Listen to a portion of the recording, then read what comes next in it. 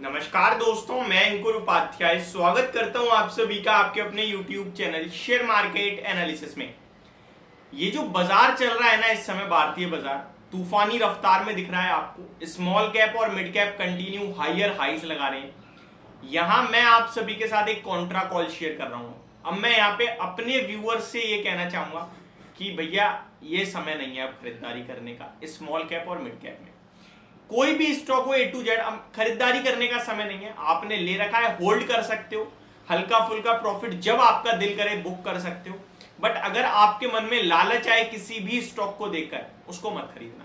वैसे तो मैं इस टॉपिक पे एक पर्टिकुलर पूरी वीडियो आज दिन के दौरान पोस्ट मार्केट बनाऊंगा, बाजार बंद होने के बाद, जहां जो भी मेरा डाटा है, जो चीजें मैंने अपने पास इकट्ठी करी है, वो सब आपके साथ एक एक करके शेयर करूंगा।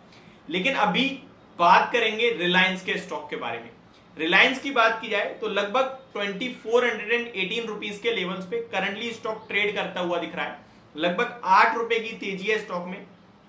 बीते 3 महीनों की बात की जाए तो स्टॉक जिस भाव पे था उससे भी नीचे आ गया है। लगभग 2477 रुपीज के भाव पर 5 जून को था और अभी 2418 रुपीज पे है।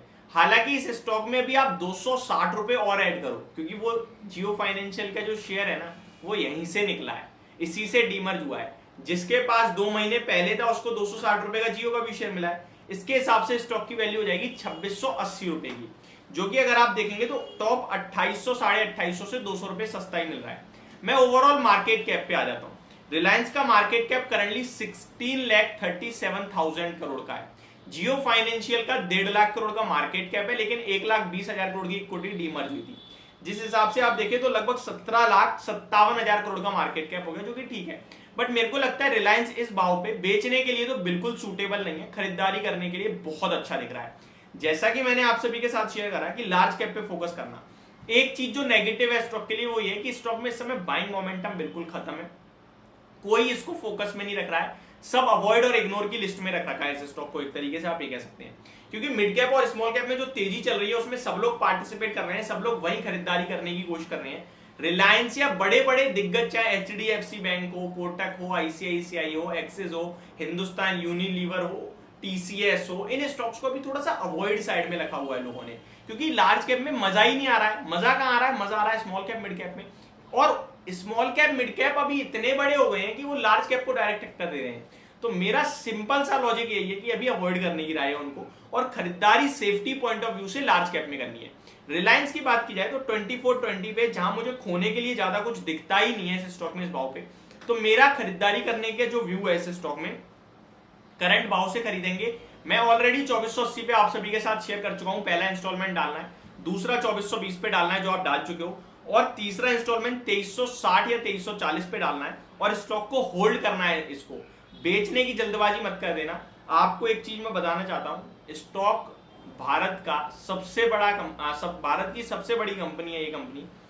आपके लिए जो रेवेन्यू है ना इस कंपनी का, जो GDP में 6% का इसी कंपनी का हिस्सा जाता है, ठीक है। 6% का कंट्रीब्यूशन इस कंपनी की तरफ से है। 70,000 करोड़ का कंपनी प्रॉफिट बना रही है एनुअली। तो आपको डरने घबराने की तो बिल्कुल जरूरत है ही नहीं इस स्टॉक में। कंपनी मुझे लगता है आने वाले समय में 3,000 रुपए तक का ये शेयर का प्राइस होना चाहिए। ब्रोकरेज हाउसेस की रिपोर्ट की बात की जाए तो 2800 3000 के टारगेट्स ऑन एन एवरेज उनके भी हैं। यहाँ पे अगर कोई निवेश करता है और 12 महीने का व्यू रखता है तो ट्रस्ट में आप एक बार 2800 से 3000 का भाव देखोगे। अब आप अगर सेटिस्फाई हो इतने रिटर्न से, देन डेफिनेटली आप इसमें निवेश कर सकते हो। मैं 1 साल की बात जरूर कर रहा हूं, तो हो सकता है वो 3 महीने में दिख जाए, हो सकता है 6 महीने में दिख जाए, लेकिन दिखेगा जरूर। अब कुछ और इंपॉर्टेंट चीजें, स्टॉक बाजार आप देख रहे हो कहां से कहां आ गया, लेकिन इस कंपनी का भाव 2 साल में वही का वही है, ऐसे ऐसे ऐसे ऐसे कर रहा है, जिगजैग कर रहा है, लेकिन अभी नीचे के बॉटम पे है। तो यहां से भी आपको एक कंफर्ट आना चाहिए। तो ये एक बेस्ट समय हो सकता है अपने पैसे को एक सेफ जगह लगाने का, सेफ जगह इन्वेस्ट करने का, जहां से रीजनेबल रिटर्न्स भी आ सकते हैं अगले 8 से 12 महीने के अंदर अंदर। तो ये मेरी तरफ से एक रिलायंस टॉप पिक की लिस्ट में इस समय मैं कह सकता हूं रहेगा। और गिरावट में 2300 रुपए तक इसको खरीदना है, 2800 और 3000 रुपए के टारगेट के लिए। ये मेरी तरफ से आपके लिए वीडियो है। होप आपको समझ पसंद दोनों आई होगी। Thank you so much for watching this video. Have a great day guys.